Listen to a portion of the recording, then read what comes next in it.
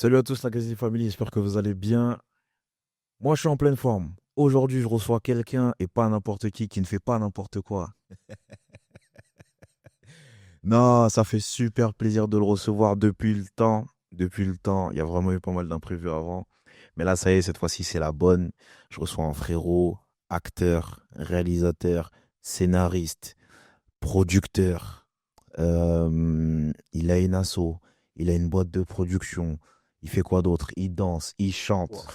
Wow. Ouais, ouais, ouais, ouais, il a trop de casquettes. Mais tout, tout est lié. Tout est lié et le parcours est super, super intéressant. Je suis vraiment fier aujourd'hui de recevoir mon homeboy, mon frérot, Sadio.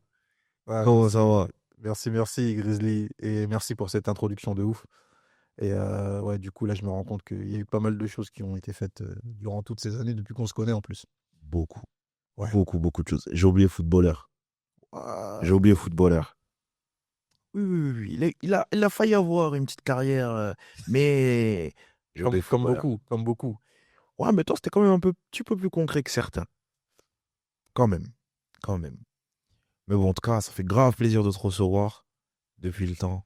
Merci pour Enfin, l'invite. Merci. Et ouais, on a eu pas mal de galères pour que enfin se retrouver autour de cette table et je suis content d'être là. ah, grave, moi aussi. Et enfin d'être de voir ce que tu fais. Et franchement, frérot, je te le dis, je suis grave fier de toi, vraiment. Merci, ça fait plaisir. Ça fait plaisir. C'est moi qui dois te faire pleurer, pas l'inverse, ok? Au calme. Non, plus sérieusement, franchement, ça fait super plaisir. On bosse, hein, comme toujours, hein, tu sais déjà. Tu sais déjà depuis le temps vraiment. Mais on va enchaîner. On va enchaîner. Là, aujourd'hui, le principe est très simple. On va faire un petit bond dans le temps, un petit flashback. Donc, d'abord, dans ta première quinzaine, qui était Sadio? Comment était Sadio?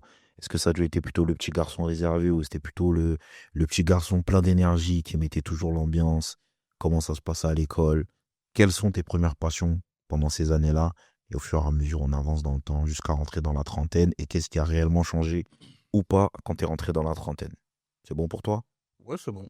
Ok. Alors, on va faire un petit bond dans le temps. Du coup, il était comment le petit Sadio? Est-ce que c'était un beau train? Est-ce qu'il était plutôt timide? Raconte-nous tout. Dis-nous tout. Le petit Sadio, il était très. En fait, c'est bizarre parce qu'il y a des moments où je pouvais être très très introverti et des moments où je pouvais être totalement extraverti. Par exemple, dans la vie de tous les jours, le petit Sadio, il était très introverti, très timide, pas à se mettre en avant, etc. Et il y a des petits moments comme par exemple quand j'allais au foot, etc. Là, j'étais totalement extraverti. Je me souviens d'un épisode où toutes les semaines, j'allais au foot avec un costume. Par exemple, je me créais des lunettes genre détective Conan. Je partais jouer avec des bandeaux genre Tortue Ninja. Je faisais n'importe quoi. Je faisais rire la galerie. Mais voilà. Ok, J'avais un non. peu ces deux personnalités. Ouais. En vrai, ça n'a pas vraiment changé.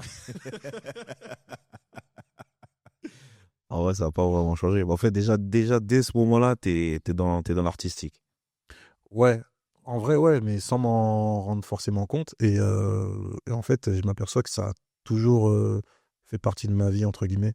Cette envie d'interpréter des personnages différents, de faire des caricatures. Mais est-ce qu'il y a un événement ou un truc en particulier, je sais pas, ça peut être ce que tu regardais éventuellement à la télé, ce que tu pouvais éventuellement écouter, ou est-ce qu'éventuellement il y avait des gens autour de toi qui étaient aussi dans ça, ou c'est vraiment quelque chose qui est né comme ça, entre guillemets, chez toi, et tu voulais l'exprimer au fur et à mesure. Tu voulais pas juste te dire, bah, je joue au foot pour jouer au foot, mais il faut que ce soit un truc vraiment fun, marrant, quelque chose où bah, tu prends du plaisir, en fait. Je pense que c'est là vraiment depuis que je suis petit. Par exemple, je me souviens que quand mon père il m'achetait des jouets, etc., je pouvais prendre par exemple deux figurines et créer une histoire tout autour. Ok. Ou par exemple, tu as un personnage qui va devoir affronter un autre personnage et passer le niveau suivant et vers le boss à la fin. Et ça, c'est des trucs, depuis que je suis petit, je fais ça. Je crée des histoires et je pense que bah, en grandissant, ça a pris une autre tournure et peut-être que ça m'a mené à l'artistique. Après, un- il y a eu un point de bascule en vrai dans mon quartier, au le 9. M9. Ouais. Et on avait, avec la SMJ, je me rappelle qu'on a fait une pièce de théâtre avec tous les potes, où là, c'était une création, on se tapait des délires, on se tapait des barres. Et après, on a joué en plein milieu du quartier, Ok. devant tous les parents, etc. Et c'était drôle. Parce qu'à un moment donné, moi, je sais pas pourquoi, hein, j'ai fait un rôle où je caricaturais un peu une maman africaine. Ok. Et franchement, c'était drôle. Ouais. Mais je me suis dit, est-ce que je vais avoir le courage de faire ça devant les autres mamans du quartier et tout, Mm. le jour J? À un moment donné, je me suis dit, c'est quoi, je m'en fous, on s'éclate. Et je l'ai fait. J'ai mis un pagne. Ok. Et franchement, les mamans, elles ont bien rigolé. Donc c'était cool. C'était vraiment ma première expérience avec, entre guillemets, la scène et cet aspect théâtre. Ok.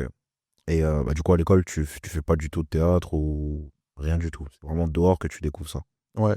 Bah, en fait, à l'école, on n'avait pas vraiment à part les compétitions foulées stanoises, etc., où on partait faire des crosses. J'ai pas le souvenir qu'on ait eu des choses comme le théâtre ou quoi. Je pense pas. Ok. Bah, ça va, c'est intéressant. Et quand tu avances du coup un petit peu plus dans le temps, quand tu rentres au collège, c'est toujours la même idée, la même optique. T'es plus, à ce moment-là, t'es plus quoi? T'es plus attiré vers quoi en fait? Collège, je suis plus attiré vers le foot. Donc je m'inscris au foot. Enfin, j'étais déjà inscrit depuis la primaire, mais là, je suis sérieux, je vais au foot. Mhm. Je finis à 17h30. Je crois que j'ai entraînement peut-être même pas 40 minutes après. Je prenais mon petit paquet de patinoise. Je mangeais ça avant l'entraînement. Donc je partais direct du collège à l'entraînement. J'étais sérieux de dingue. Et, mais sinon, à l'école, j'étais vraiment timide. Ok. Genre, j'étais vraiment timide. Ah, La fille qui me plaisait, je n'osais même pas lui parler et dire bonjour. Oh, tu vois. Vraiment, c'était. Ouais. Collège, c'était. Ah, pas évident. Ah, c'est une sacrée période le collège, hein. Ah, il y a plein de choses qui se passent durant cette période, hein. Ouais. Il y a beaucoup de changements. Tu te crois invincible, tu te crois plus fort et tout. Et puis, bah, comme t'as dit, hein, il y a une fille. Ah, j'avoue. Ouais. Enfin bref, on passe à autre chose. Tu vois, ah, ça va toi? Ouais, ça va. Ah, bonjour. Bonjour. Vas-y, vas-y, va lui parler. Sacrée période. Ouais, non, c'était quand même pas mal. C'était assez intéressant. Et par rapport au foot à ce moment-là, est-ce que parce que du coup, bah, on a été dans le même club. Je sais plus si on était à la même période, au même moment, à ce moment, enfin, en même temps à ce club-là. Mais il y avait des tournois internationaux. Est-ce que toi, tu les fais? Non, j'ai jamais fait de tournois internationaux. On a fait quelques tournois nationaux, du coup, Ok. régional aussi, Mhm. mais internationaux, non. Ok. Et comment ça se passait généralement les tournois? Franchement, là, j'ai le souvenir j'étais en cinquième. Ouais, Le coach était coach Fred, que tu dois connaître. fort. Le coach le plus fou que j'ai jamais eu. Mais très bon coach. On avait une équipe, on terrassait tout. Mhm. Vraiment, on terrassait tout sur notre passage. On gagnait, on gagnait, on gagnait. On avait une équipe de malades mentales. Et c'était la même année où j'étais vraiment très sérieux. Ouais, ça, c'est une année de foot qui m'a bien marqué. Ouais, des souvenirs, C'était incroyable. tu m'étonnes. Ok. Là, maintenant, on passe le collège. Donc, on arrive au niveau du lycée. Comment ça se passe le lycée? Qu'est-ce qui change quand tu rentres, quand tu arrives au lycée, quand tu rentres justement au lycée par rapport à toi et même par rapport à justement à tes passions et tes ambitions? Bah déjà, fin de collège, je suis en train de chercher un lycée parce que j'ai pas de lycée. Mais moi, mes notes, elles étaient pas dingues. Donc, j'ai pas de lycée. Je relance je sais plus comment ça s'appelle, les demandes Ouais, de quand tu lycée fais. qui veulent t'accepter, etc. Et là, je suis pris à Bartholdi à Saint-Denis. Donc, je vais à Bartholdi à défaut parce que c'est une filière que j'ai pris à défaut. Mhm. Je voulais pas faire ça, mais j'arrive en menuiserie. Ok. Je connais rien au bois. Ouais. Et là, j'arrive dans une classe. Je fais copain-copain avec d'autres personnes. Et bah, je rencontre Jocelyn, qui est un gars qui a grandi au Clos Saint-Lazare. Et là, on se lie d'amitié. Lui, il est dans le foot, mais à un niveau bien plus au-dessus. Donc, avec lui, je fais pas mal d'essais pour l'Italie, euh, pour un club italien, pour d'autres clubs également. Lui, il avait un agent, donc il me disait, ouais, viens et tout, on y va et tout. Donc, il m'emmenait dans plein de lieux. Et c'est là où j'ai eu mon vrai niveau. Ok. C'était dur. Ah ouais. Ah, c'était dur. J'avais un bon niveau, hein, Ouais. honnêtement. Mais j'ai vu qu'il y avait beaucoup plus fort aussi. Et sinon, bah, c'est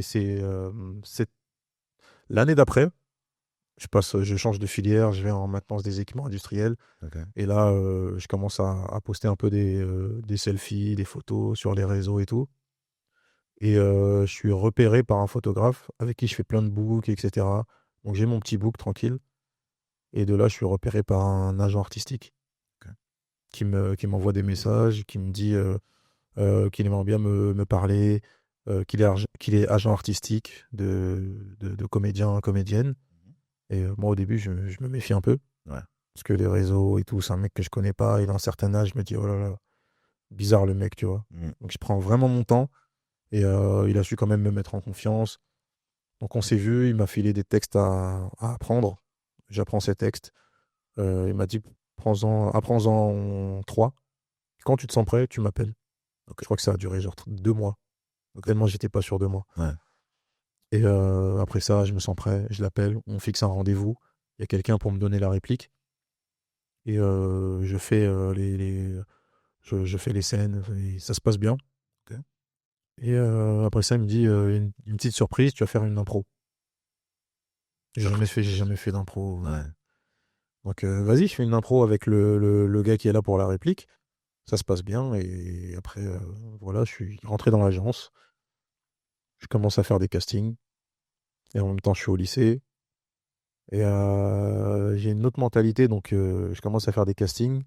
Je commence à comprendre comment ça marche un peu, Mhm. faire un casting, être comédien.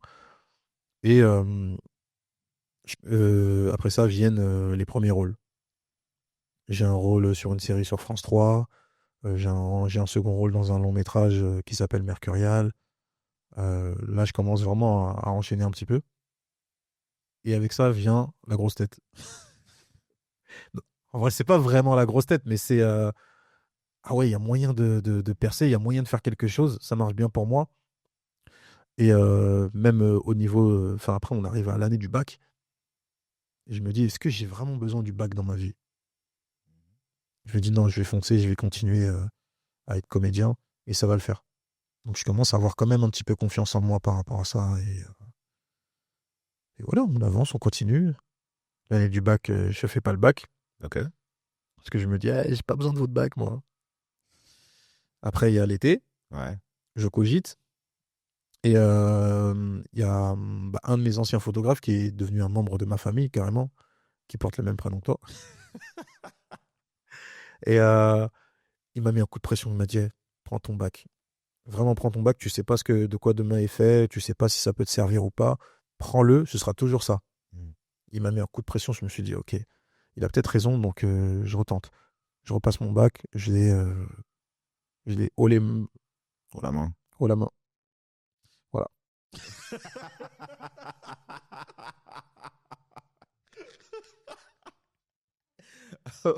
Ok.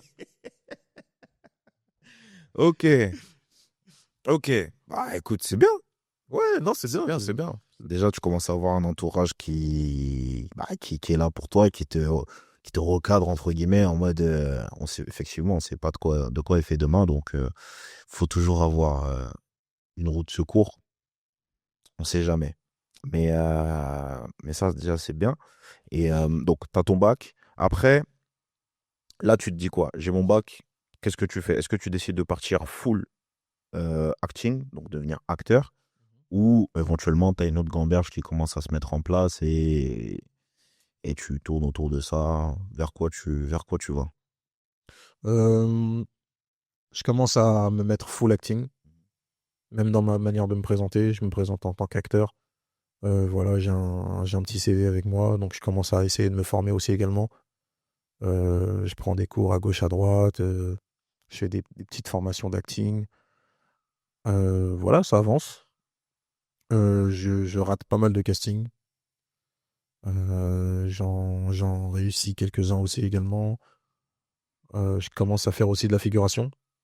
Donc vraiment là, je commence à essayer de comprendre comment ça marche un peu plus le milieu du cinéma. Et et on avance. Et puis j'ai mon pote Jassem aussi, Mhm. avec qui on avance main dans la main. On se donne des plans, on fait des castings. Parfois même, on est en compétition sur des castings, malgré le fait qu'on soit deux profils totalement différents. Ouais. Et voilà, ça avance. Les années passent. Et je fais la rencontre de quelques bonhommes qui s'appellent les CDP et qui vont devenir une famille, des frérots avec qui on va traverser pas mal d'épreuves dans la vie, des moments durs, mais aussi des beaux moments. Et voilà, on va se donner de la force, on va se tirer vers le haut. Euh, donc là, on a fait un bon bond dans le temps déjà. Mhm. Très bien. Justement, dans ce bond-là, quand tu rencontres les CDP, tu es toujours full acting, comme tu dis. Tu passes beaucoup de casting, t'en réussis, d'autres que tu rates et tout. Euh, mais toi, comment est-ce que tu vois la chose, en fait, à ce moment-là, de manière générale? Comment est-ce que toi, tu vois à ce moment-là, comment est-ce que tu vois l'avenir? Bah déjà, c'est compliqué parce que de l'autre côté, je suis encore chez mes parents, il faut faire rentrer de l'argent. Mhm. Faut aider pour le loyer, pour la vie en général. Et même si je suis un peu poussé par un de mes parents, de l'autre côté,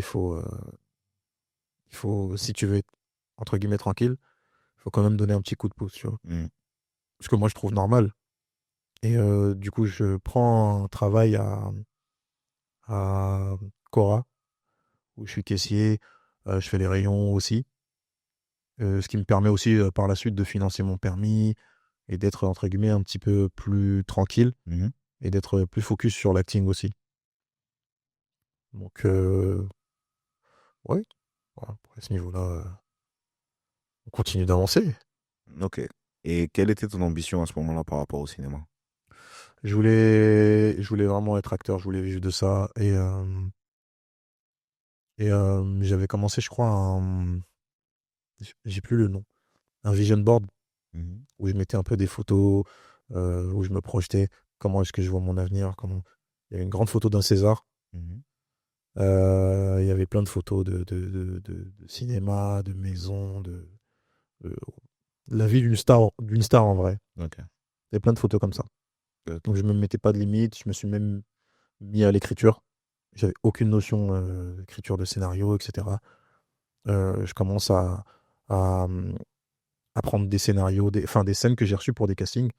Et je cogite, je me dis, putain, mais comment ça fonctionne? Comment on fait une scène? Comment on écrit un dialogue, etc. Donc je commence à vraiment creuser, je cherche sur Internet, je commence à parler avec des scénaristes. Donc je commence à écrire premier, euh, mon premier scénario. J'ai mis les pieds dedans direct, j'ai écrit un long métrage. Ok. Waouh, quelle expérience. Ouais. Mais ça m'a beaucoup appris. Premier scénario, je crois qu'il fait 140 pages. Une histoire avec du recul, je peux dire, c'était pas ouf. C'était pas ouf, mais j'ai réussi à faire lire ce scénario à des scénaristes, des réalisatrices et réalisateurs avec qui j'avais collaboré et qui m'ont fait un peu des fiches de lecture, des retours. Tu devrais plus améliorer ceci, tu devrais plus améliorer cela. Donc, euh, donc je commence à rebosser mon scénario. J'organise même une lecture au studio théâtre d'Estin, Mhm. là où j'avais pris des cours de théâtre, où j'ai commencé à prendre des cours de théâtre avec des personnes qui viennent et qui font des personnages différents de mon scénario. Donc ça me permet aussi d'avoir un regard extérieur et de me dire, ok, ça marche, ça marche pas. Et voilà, je dépose mon scénario à la SACD, j'essaie de l'envoyer à des productions, je me déplace dans les bureaux des boîtes de prod. Et ouais, je fais pas mal de démarches. Puis à un moment donné, je crois que j'ai eu un moment où ça allait pas fort. Donc j'ai fait une petite chute. Je me suis dit, ouais, un petit moment de doute, est-ce que ça va marcher? Tous ces efforts, est-ce que ça paiera un jour? Je sais pas. Donc j'ai eu un moment où j'ai un peu tout stoppé, entre guillemets, où je réfléchissais. Puis après, j'ai repris du poil de la bête. J'ai écrit un autre scénario, puis un autre, puis un autre. Et puis par la suite, pas très longtemps après, de mémoire, je crois qu'il y a ton premier court-métrage que tu fais. que tu réalises. Euh, Puis l'idée même d'écrire des scénarios, en vrai, c'est bien, tu vois. Comme tu as dit, ça te développe autre chose, un esprit critique aussi. Enfin, ça te permet aussi de travailler justement la critique par rapport aux autres, parce que là, du coup, un scénario, c'est fait quand le film est sorti, entre guillemets, nous, les spectateurs, on voit que la fin, parce que du coup, le film est dehors, mais il y a tout le travail en amont depuis la genèse. Et tu vois, généralement, la genèse, c'est, bah, tu commences à écrire, ça commence avec deux, trois lignes, et après, au fur et à mesure, tu développes, tu développes, tu développes, tu développes, tu développes, jusqu'à ce que, voilà, ça devienne quelque chose de palpable. Mais déjà, à ce moment-là, prendre ce cap-là et ce tournant-là, c'est déjà pas mal, tu vois. C'est ultra intéressant parce que tu te confrontes, on va dire, au backstage, tu vois. Et là, bah, comme tu l'as dit, as affaire à des producteurs, tu as affaire à des scénaristes, à des réalisateurs, donc des personnes qui vont penser un film Mhm. et qui vont te faire des retours. Donc forcément, toi, tu gagnes. En fait, c'est l'expérience que tu gagnes en très peu de temps. Et en vrai, c'est logique que derrière, bah, pas longtemps après, ton premier court-métrage voit le jour, tu vois. C'est toujours mieux ça que d'écrire des scénarios de deux lignes et après, voilà, tu vois. Mais bon, on continue, donc on se dirige vers ton premier. J'ai oublié cet épisode-là. Ouais, Regardez ça entre nous. ouais, de sacrées anecdotes. Mais ouais, on se dirige donc vers ton premier court-métrage. J'ai plus le titre en tête. Bah, en vrai, le tout premier, c'était. Je l'ai réalisé avec un comédien de l'agence avec qui je traînais avant. Ok. On avait réalisé un. En fait, on voulait se lancer dans une web série. Et le premier, ça s'appelait Trois frères. C'était un peu. C'était un peu inspiré du Du film film, ouais. Quatre frères avec Mark Wahlberg, Diaries. Tyrese et tout. Ouais. Et on a trouvé un cadreur, un ingé son. Et on s'est dit, tu sais quoi, en fait, faut qu'on fasse les choses par nous-mêmes. Donc, on avait déjà travaillé un petit épisode. Et lui, il était un peu. En fait, il était très en avance. En fait, à chaque fois qu'il faisait une prédiction, ça se réalisait. Il disait, Ok. tu verras, ça va cartonner, ça va pas cartonner. Ça va marcher, ça va nous permettre d'avancer. Il était bien. Ouais. Donc, et il était un peu dans son monde aussi. En fait, avec du recul, non, je vais pas dire ça. Il avait la vision. Ouais, il avait la vision. Et, euh, et ouais, du coup, on réalise ce premier épisode où on fait appel aussi à un autre comédien de notre agence, parce qu'on était dans l'agence et tous les trois.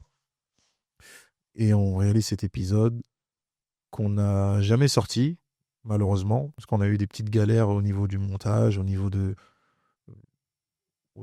Voilà, ça fait tellement longtemps, je crois qu'on n'était pas totalement satisfait aussi. Ok. Donc on s'est dit, on va se rattraper sur le prochain épisode, sauf qu'il n'y a jamais eu de deuxième épisode. Puis après, chacun a fait un peu son parcours. Après ça, moi, je me suis dit, tu sais quoi, je vais pas m'arrêter là. J'ai pris un scénario que j'avais écrit et je me dis, je vais le réaliser. J'ai pas de cadreur, j'ai pas d'ingé son, mais je vais en trouver. Donc je commence à regarder un peu à gauche, à droite. Je démarche des mecs qui ont des caméras, je vais les voir. Je leur dis, écoute, moi j'ai un scénario, est-ce que ça t'intéresserait? Il y en a qui disent non, il y en a qui disent oui, peut-être. Euh, je vais voir des étudiants en cinéma. Je partais devant l'école, devant une école de cinéma, voir les gens direct. Je me présente, voilà, je suis comédien, etc. J'ai un scénario, est-ce que ça vous intéresserait? On forme une équipe et puis voilà, on se donne de la force. Moi, je peux vous aider pour vos projets d'école et vous m'aidez en contrepartie bah, sur mes courts-métrages. Mm. Donc, j'arrive à attraper quelques personnes et à former une équipe. Donc, on commence à bosser à retravailler le scénario et tout. Et eux, de l'autre côté, je crois qu'ils ont un court-métrage à 48 heures. Donc, moi, je tourne dedans. Bien évidemment, je donne de la force, je donne le meilleur de moi-même. Et voilà, ils arrivent à avoir un prix d'ailleurs avec ce court-métrage. Bien. Je suis grave content. Et là vient le moment où, bah, les gars, maintenant c'est à mon tour, venons, on fait mon court-métrage. Et là, silence radio. J'arrive plus à voir les gens. Euh, et il y en a qui me disent ouais, je te rappelle. Bah, ils me rappellent pas. Ensuite, je prends un peu celui qui est, entre guillemets, le leader de ce petit groupe. Et je lui dis, bon, alors comment on fait? On tourne quand, etc. Et il me dit, bah écoute, je vais pas te mentir, il y en a qui sont plus très chauds dans l'équipe et tout. Je dis, ah, je l'avais pas vu venir celle-là. Mm. Donc voilà, et je lui dis, et toi? Ouais, non, en fait, j'ai beaucoup de travail, etc., etc. Donc je comprends que ils m'ont bien eu, tu vois. Ouais. Mais c'est pas grave. Donc je me dis, écoute, c'est pas grave, j'ai trouvé une autre solution. Je cherche encore des cadreurs, des mecs qui ont du matos. Et je tombe sur deux gars qui ont la trentaine, deux pères de famille et tout, qui font pas mal de clips. Je leur présente mon scénario, ils sont super emballés. Donc on commence à planifier les lieux de tournage, le storyboard, etc. Et voilà, donc on commence le tournage et c'est parti. Ok. C'est c'est pas mal. Après, enfin, au début, J'ai eu des grosses galères sur ce tournage-là. ouais, Laisse tomber. Ils m'ont planté en plein milieu du tournage. mais tu as quand même fini. J'ai quand même fini. Tu as quand même fini et le résultat il est vraiment pas mal. D'ailleurs, je sais pas si tu l'as toujours, Je l'ai toujours. mais je me rappelle plus du titre. C'était le choix. Le choix, c'est ça. Je sais pas, Le ouais, choix. non, c'est ça. Sur l'histoire d'un jeune homme qui arrive à l'âge adulte et qui doit faire des choix nécessaires pour avoir une meilleure vue pour lui et pour les gens qui l'entourent. C'est exactement ça. Et ok, donc là, le choix il sort, tu continues ton route de chemin. Après, qu'est-ce qui se passe? Parce que moi, je te vois d'un point de vue personnel, tu continues ton truc et tout, mais petit à petit, tu tournes moins, sachant que entre quand tu sors le choix, quelques temps après, il y a ta pièce, enfin ta pièce. Il y a une pièce dans laquelle tu joues. Ouais. Beaumaillé, donc que tu fais avec la troupe d'origine, qui est une troupe de la Courneuve, et Beaumaillé qui sort. Très grosse pièce, très grosse perte vraiment de tous les acteurs, que ce soit toi, que ce soit David ou Ghost, Lionel, je crois. Lionel, ouais. Lionel, ouais. Euh, vraiment, la perf, elle est incroyable. Donc, vous avez joué à la Courneuve, vous avez joué à Bobigny, vous avez joué à Paris Paris, 19, ou Paris 18 ou 19, je sais plus. je sais même plus. Euh, vous avez joué à Stein, du coup, à Paul Hiller aussi. J'ai fait toutes ces représentations. Ouais. J'ai fait les quatre. Après, chacun en a eu d'autres. Je suis pas allé. Bon, j'ai revu la pièce et tout d'ailleurs. Et ils ont fait une nouvelle version là avec la troupe de maintenant. Donc, t'es vraiment full dans l'acting. Et puis, petit à petit, tu t'en éloignes un peu. Tu passes de l'autre côté. Quand je dis de l'autre côté, c'est tu t'impliques beaucoup plus vraiment dans tout ce qui est écriture, création, donc réalisation, etc. Tu continues toujours à jouer, mais on sent que tu es beaucoup plus attiré par tout ce qui est réellement la création et pas juste le côté je viens, je joue et je pars. C'est vrai que, bah, en fait, j'ai pris goût à raconter des histoires qui m'entourent, des histoires qui touchent. Euh, et là, on en revient à quand j'étais petit, en fait. Mm. Quand je créais des histoires avec mes figurines, etc. En fait, c'est un truc qui est resté. Sauf que là, je l'ai développé. Et vraiment, là, je prends plaisir à raconter des histoires. Mais des histoires nécessaires qui peuvent parler à des personnes ou qui peuvent défendre des causes. Donc là, je commence à développer pas mal de scénarios où je parle des violences conjugales, où je parle de l'entraide, où je parle des rixes, enfin, tous ces aspects-là. Et c'est là où je m'épanouis. Mais en même temps, je continue à être acteur. J'essaye quand même toujours de percer, de faire mon trou et d'avancer. Mm. Ok. Et du coup, tu as parlé de violence conjugale, tu as un fameux court-métrage qui sort. Et pour la petite anecdote, tu l'as tu l'as tourné deux fois, je crois. Donc, il y a une première Ouais. version qui n'a pas Non, été. alors. Non, c'est celui d'après. C'est celui Halloween. Halloween, ouais. Que j'ai tourné deux fois. Ok. Parce que non, t'as eu deux versions. T'as eu deux versions. Parce que la première version, c'est pas Amina. J'ai oublié le nom de l'actrice. La première version, Moi, j'ai une c'est trou pas de Amina. mémoire. La première version, c'est pas Amina, c'est Mathilde, Chloé, je sais plus. Je sais plus. C'est quoi, j'ai un gros trou de mémoire. Je sais même plus. Non, non, t'as eu deux versions. T'as eu deux versions sûres. Et effectivement, la première version, tu la tournes, mais elle te satisfait pas. Donc, tu la refais. Et là, cette fois-ci, du coup, tu as Amina qui est là. Dans la première version, je crois même que tu n'avais pas David. Dans la deuxième, il y est. Tu sais quoi, je me rappelle même pas, c'est chaud là. Ah, ouais, je me rappelle. Moi, je me rappelle Je me parce que, rappelle mieux de ma vie que ouais, moi. parce que en fait, les deux tournages, on a venu du coup avec Joe. Et du coup, même la deuxième version, au départ, tu étais réticent. Tu dis, ah, C'est vrai qu'à ce moment-là, j'étais super perfectionniste et ouais, ça m'a empêché de faire pas mal de trucs. ouais. Mais Mais au final, la vidéo sort. la vidéo sort Et là, après plusieurs discussions parce que c'est Joe et toi et une autre personne dont je tairai le nom qui m'ont poussé à écoute, le plus important, vraiment, même si c'est pas parfait, mm, c'est le message et c'est ce que tu vas en faire. Et je me suis dit, ok, c'est bon, on la sort, on s'en fout. Et là, on sort la vidéo sur les réseaux sociaux et ça prend de ouf. ouais. Ça prend de ouf. Tous les jours, je vois que ça monte en vues, ça monte en messages, en commentaires. Et ça parle des violences conjugales. Donc et ça monte tellement que ça dépasse même les frontières.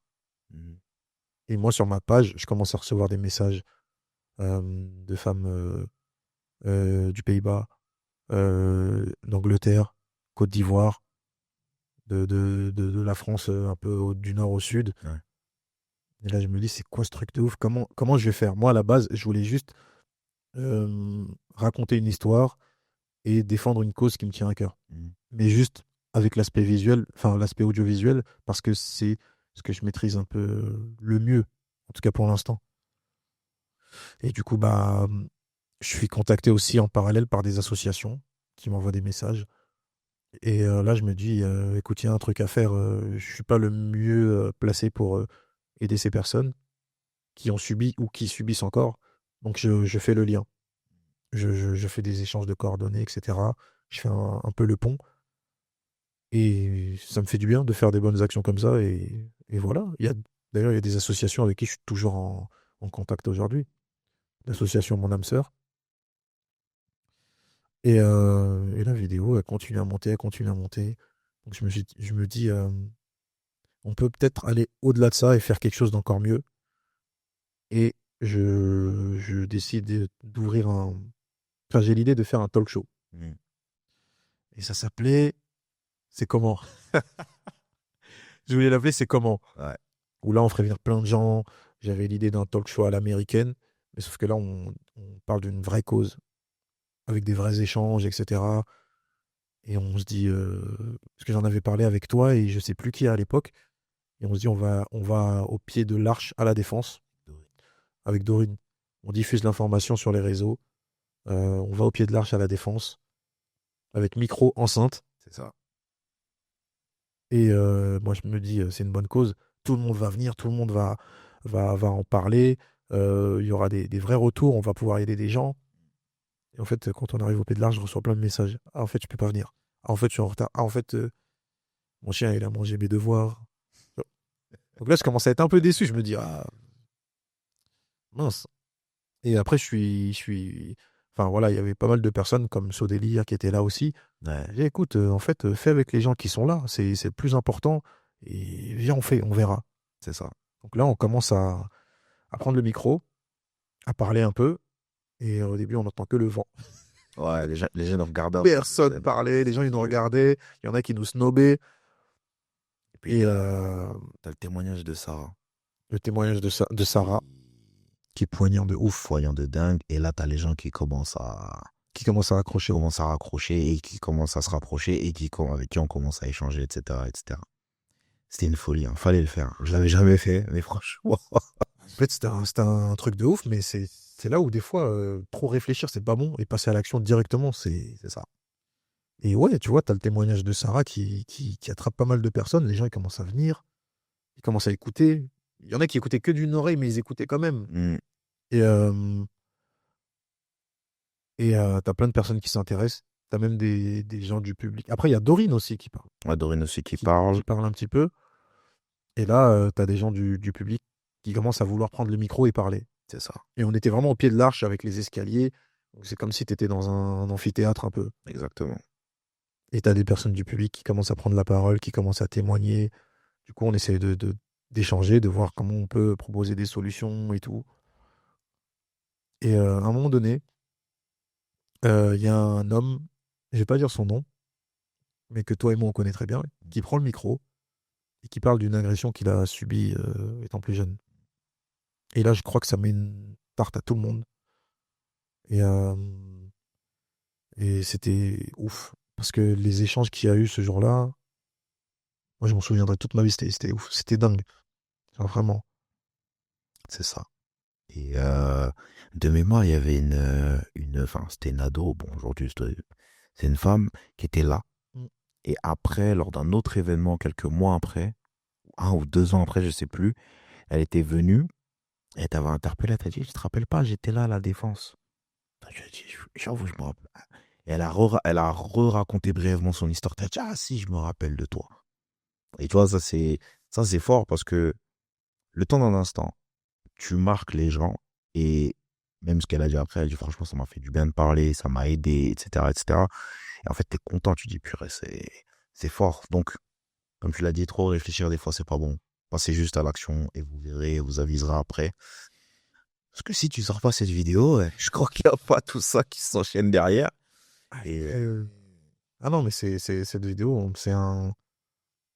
En fait, ça m'a permis d'aider des gens, mais en même temps, ça m'a permis de m'aider moi aussi. hmm, Ça a totalement changé ma vision des choses, et notamment cet aspect de fonce en fait.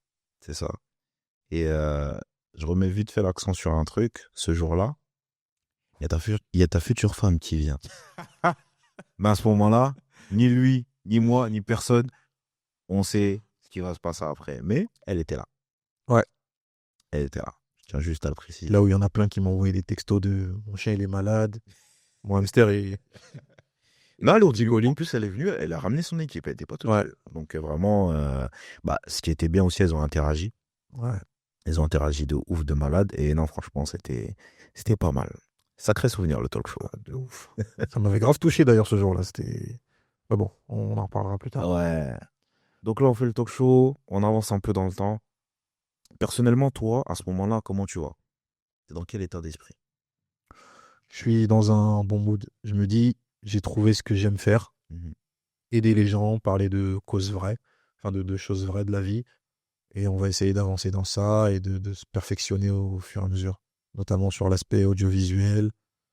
Et puis voilà, donc on avance. Je fais un deuxième court-métrage sur les violences conjugales, Mhm.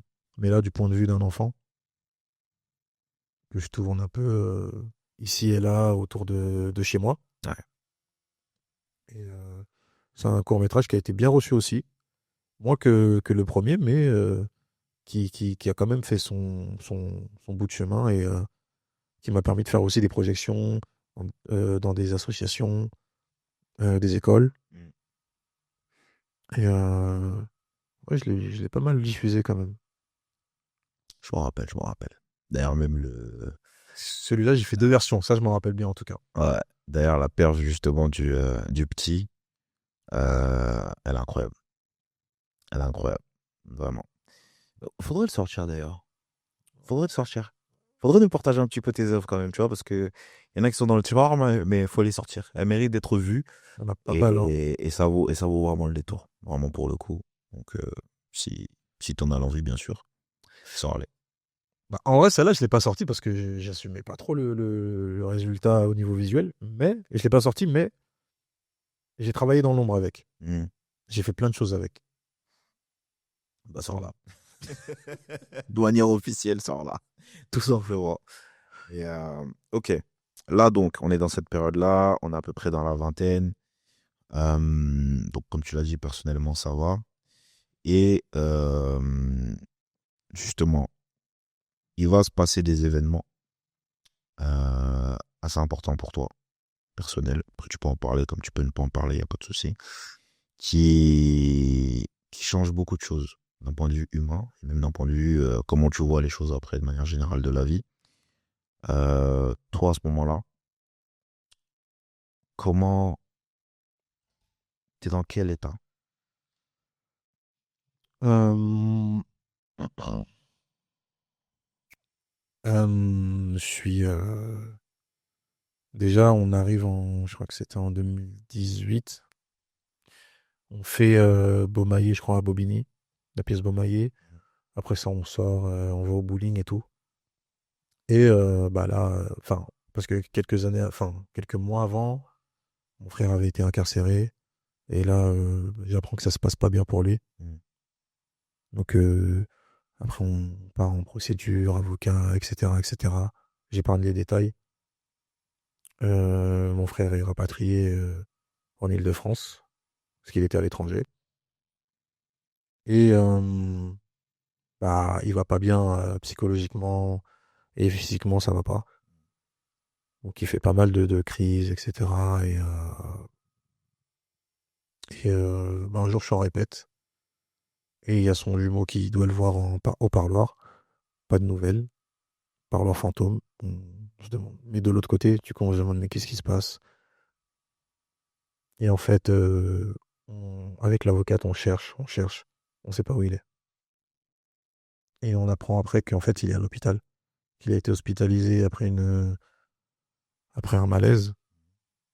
Et bah, de là, on sait dans quel hôpital il est. On va pour le voir. Et en fait, quand on arrive, ils nous disent, il a refait il s'est réveillé, tout allait bien. Il a fait un malaise et là, il est dans le coma. Je me dis, mais c'est quoi cette histoire? Donc de là, il faut appeler les parents, la famille et leur expliquer. Donc c'est très compliqué. Et, euh, et dans le coma, il y a tout le quartier qui vient le voir un peu. Il y en a qui l'avaient pas vu depuis son incarcération. Donc là, il y a tout le quartier qui vient le voir un peu. Euh, Tu vois sa température qui chute, le pouls qui descend aussi petit à petit. Et en fait, à un moment donné, les médecins, ils nous reprennent dans les bureaux et ils nous disent, en fait, là, c'est compliqué. La partie gauche de son cerveau, elle a été touchée par une tumeur. Et en fait, faut faire un choix. Soit légumes, soit bah, on pourra pas le garder. Donc voilà, après, mon grand frère, il décède. Et, euh, et là, c'est un coup dur. C'est un coup dur pour la famille, pour les proches aussi. Et là, on se dit, putain, mais en fait, quand ça arrive aux autres, tu dis, ok, c'est la vie, mais quand ça t'arrive à toi, tu dis, putain, pourquoi ça m'arrive, pourquoi ça nous arrive, c'est pas juste, etc. Tu remets plein de choses en question. Et moi, c'est l'année où, enfin, quelques mois après, je prends mon studio parce que bah, je pouvais plus rester à la maison. On était sur un lit superposé, moi je dormais au-dessus, lui dormait juste en dessous. Je me dis, je peux plus rester là. Je prends mon studio, mais en fait, il n'y a rien qui va. Donc, je pars dans un peu de l'autodestruction, parce que j'ai eu très mal, très très mal. D'ailleurs, plein de fois, j'étais appelé en pleurs le soir, que ce soit toi ou Jordan et tout. Et bah, faut faire un travail sur soi, faut laisser sortir ce qui doit sortir et avancer parce que t'as pas le choix. Et aussi, il y a des petits frères, il y a des petites sœurs, il y a les parents. Il faut être solide tous ensemble. Donc, après un certain temps, je commence à me remettre un peu, euh, à me remettre à écrire, à me remettre à faire des activités. Et, donc voilà, on continue malgré tout, même si c'est très dur et que ça m'arrive même aujourd'hui, hein, des fois je repense et je finis en larmes. Mm. Et bah, avec mon grand frère, on avait un an d'écart. Et des fois, je me souviens avoir eu cette réflexion de c'est un truc de ouf, j'ai vécu plus que mon grand frère. Et ça me terrasse. Juste de me dire ça. Puis voilà, après le temps fait que ça s'atténue un petit peu. tu arrives mieux à gérer tes émotions. Et je vais aller voir notamment une psychologue aussi, qui m'a beaucoup aidé parce que je culpabilisais beaucoup. Je culpabilisais alors que, bah, en vrai, ça m'a pris du temps, mais de comprendre que j'y étais pour rien. Mais, euh, mais ouais, voilà. Première phase très difficile. Ok. Merci de le partager, c'est pas évident. Et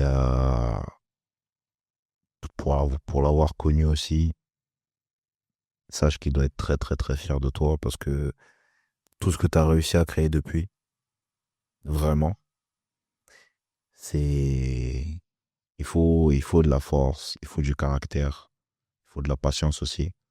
Et vraiment, c'est très très très très très très très fort. Euh, on va faire un bond dans le temps avec des choses un petit peu plus joyeuses. Donc là, tout à l'heure, je t'ai parlé de ta future femme. Bah, quelques temps après, ou un an ou deux, je sais plus exactement. Enfin, en termes de chronologie, ça y est, ça y est. Genre, eh ben en fait, ah ben, oh, incroyable depuis le temps. Et enfin, tu vois, de l'extérieur, moi j'ai vu et je vois toujours tout ce qu'elle t'apporte. Euh, heureusement qu'elle a été là. Ouais, Vraiment. clairement.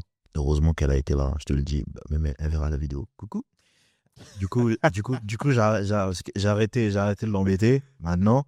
Mais heureusement qu'elle a été là. Et même, pas qu'elle, sa famille aussi, tu vois. Parce enfin, c'est une chance de pouvoir justement les fréquenter aussi eux. Et waouh, heureusement qu'ils ont été là. Ce qui t'apporte, ce qu'elle t'apporte déjà, nous on le voit, c'est juste dingue. Il y a eu un Sadio avant, il y a eu un Sadio après, mais vraiment dans le bon sens du terme. Et donc ça fait trop plaisir, c'est vraiment juste trop plaisir. Donc merci à elle, voilà, je le dis devant toute la France entière, merci.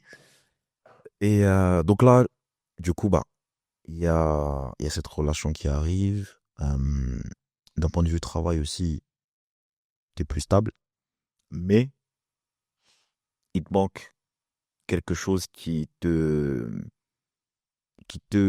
permet on va dire, qui te fait kiffer. Tu vois, toujours en lien avec justement la création, le cinéma, enfin l'audiovisuel de manière générale. Il te manque un truc. Donc là, il commence à se passer quelque chose. Tu décides de faire un move petit à petit, qui aujourd'hui est full, qui grossit. C'est quoi ce move? Qu'est-ce qui se passe? Dis-nous tout. Euh, Bah déjà, avec tous les courts-métrages que j'ai faits, j'avais organisé des projections, sauf qu'on faisait rapidement le tour. Et je me suis dit, ce serait bien d'ouvrir ces projections-là. Donc je me suis dit, je vais prendre contact avec des réalisateurs que je connais et que j'apprécie, dont j'ai déjà apprécié le travail également, Mm. réalisateurs et réalisatrices. Donc j'organise une première soirée de projection au Studio Théâtre de Stein. Voilà, il y a un public, il y a les proches qui sont là, les réalisateurs sont là, également avec des gens de leur entourage. Je suis content. On fait la petite intro sur scène, on balance les films, et il y a un premier court-métrage qui passe. Applaudissements, les gens sont contents. Le mien, il passe, pareil. Après, entre chaque court-métrage, on faisait des petits échanges avec le public, etc. Troisième court-métrage, il passe, ça se passe bien. Et quatrième court-métrage, ça plante. Oui, il n'a pas été diffusé. Ouais, C'est il y a vrai. eu un problème. En fait, ce qui s'est passé, c'est que le régisseur qui devait être là, malheureusement, il n'a pas pu. Il a eu un gros souci. Sa maman était hospitalisée, donc il pouvait pas rester avec nous. Et du coup, nous, on était avec le stagiaire. Ok. Et le stagiaire, c'est un jeune destin qu'on connaît, très gentil. Ah, il a fait de son mieux. Ouais, il a fait de son mieux, franchement. Et en fait, ça plante. Et il n'a pas pu relancer le film. Donc on est là, on se prend la tête sur les manettes. Sauf que moi-même, j'y comprends rien à tous ces boutons. Euh, Après, on a même quelqu'un qui vient du public, qui s'y connaît un peu en technique, qui essaie de nous aider, mais en fait, trop tard. Le petit, il a appuyé sur un bouton qui a tout envoyé dans le décor, tu vois. Ok.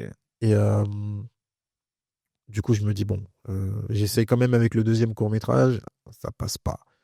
Je commence à suer, je me dis, comment je vais faire, purée. Ils sont venus, ils voulaient voir leur œuvre diffusée devant un public, défendre leur film, etc. Purée, je suis mal à l'aise, mais je suis mal de ouf. Je vais sur scène, et je m'excuse 1000 fois. Je remercie tout le monde, mais je m'excuse 1000 fois auprès de ces deux réalisatrices. Il y en a une qui le prend bien et une qui le prend très mal. Ouais, je me rappelle. Et enfin voilà. D'ailleurs, il y a eu le public qui s'est un peu occupé d'échanger avec elle. Hmm. Et voilà. Malheureusement, ça a planté. On peut plus rien faire. Donc je prends les devants. Je leur dis, écoutez, j'ai réorganisé une soirée projection où là, on va faire les choses en 2 fois mieux. Et je vais me rattraper. Vraiment, comptez sur moi. Je vais me rattraper. Je vais faire les choses mieux. Donc ça prend quelques mois, je crois. Je remets en place une soirée de projection avec de nouveaux courts-métrages, de nouveaux réalisateurs, mais avec les deux films de ces réalisatrices. Ouais. La réalisatrice qui était un peu fâchée, bah, finalement, elle n'est pas venue pour des raisons qui lui sont propres. Hmm. Elle m'avait dit qu'elle avait du taf ou je sais plus. Et, euh, et franchement, ça se passe très bien. Le public est super content. Les réalisateurs et réalisatrices sont super contents. Ça se passe bien. Euh, donc voilà, et moi aussi je suis content. Tant mieux. Et ça s'appelait Projo Night d'ailleurs, cette soirée. Parce que la première qui a un peu foiré, j'avais pas d'inspiration, ça s'appelait Soirée Projection. Ouais. Ah, tu m'étonnes. Mais non, mais après, c'est comme ça fait aussi partie du métier. Et bon, après, au final, je crois que tu as eu 4 ou 5 soirées de featuring, je Trois, crois. j'ai fait 3. 3 éditions, ouais. Bah, qui sont plutôt bien passées. Bah, La, sur- la deuxième, il y avait 270 personnes. Et ouais, c'était à chaque fois des réalisateurs et réalisatrices différentes. Ouais. Moi, je suis super content des Projo Night. Yes, ça marche. Bah, déjà, ça, c'est très, très bien. Tu as monté ta boîte de prod aussi. Du coup, là, tu es full action avec pas mal de projets. Il y a un festival qui va germer de tout ça. Mhm. Et aussi, il y a l'arrivée de quelqu'un qui change beaucoup de choses. Ah ouais, ouais. Bah là, on en revient à Projo Night. Parce que c'est durant la soirée de la deuxième édition qu'il fait l'annonce officiellement qu'il y aura un festival qui va être lancé. Je le projette sur l'écran et tout, les gens ne savaient pas du tout. Parce que pour moi, c'était l'étape d'après. Ouais. Soirée projection, bah, festival. Et c'est bien pour aussi donner la visibilité à des réalisateurs émergents, réalisatrices émergentes. Donc je commence à mettre ça en place. Mais en parallèle, il y a Projet 3. Et Projet 3, je commence à travailler là-dessus. Et de l'autre côté, en fait, j'ai mon petit bébé qui arrive. J'ai ma fille qui arrive. Et elle décide de pointer son nez la veille de Projet 3. Donc elle naît.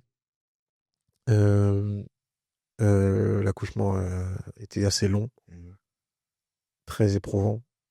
Donc moi, j'ai le regard d'un futur papa. Et je me dis, purée, euh, encaisser tout ça, faut être fort. Et c'est là que je me dis, purée, mais big respect à toutes celles qui donnent la vie. Vraiment. Et, euh, et là, la petite elle naît, tout se passe bien. Le soir d'après, je dois faire Projet Night 3. Je suis éclaté. J'ai les yeux gonflés. Il y a des photos encore, hein. J'ai la tête laisse tomber, les cheveux, ça se passe très bien. Ouais. Donc voilà. Et puis après, on passe à l'étape suivante. On commence à mettre en place le festival.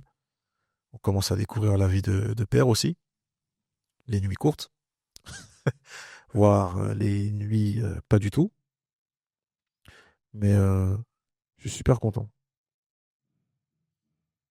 Incroyable. Incroyable. Caractère, hein. Je suis un peu pudique, hein. Oh non, je vous Tu dis. sais, tu sais, je Je suis vous un dis, peu pudique. caractère. Parce que il est pas public comme ça au privé, hein. Non, Voir après, les déclarations. toi, c'est la famille, on peut. Voir les Tu vois? déclarations qui. Non, après, je suis pareil avec mon fils, hein. Mais les déclarations, non, c'est incroyable. Non, c'est incroyable. Mais ce qui est marrant, en plus, ce qui est marrant, c'est que ta fille, c'est ta photocopie. Ta fille, c'est ta photocopie. Ouais. Ta fille, c'est ta photocopie et caractère. En fait, c'est la photocopie du père, mais je crois qu'elle a le caractère de la mère. Ouais. Et je crois Ah, vraiment que ça, c'est oui. ça pour le coup. Ah, ça, oui. Hein. Donc, non, vraiment, vraiment incroyable. Et tu as le festival, il y a eu 2 éditions. Ouais. Là, il y a une troisième qui arrive. Si tout se passe bien à la fin de l'année. Euh, donc là, tout ça, tu es rentré dans la trentaine fort. Donc, tu rentres dans la trentaine. Tu es marié, tu es papa. Projo Night, ça prend. Les festivals, il est là. Tu as créé ta boîte de prod. Ok. Mais maintenant, dans tout ça, ça dure comment il le vit la trentaine? Bah, bien, en vrai.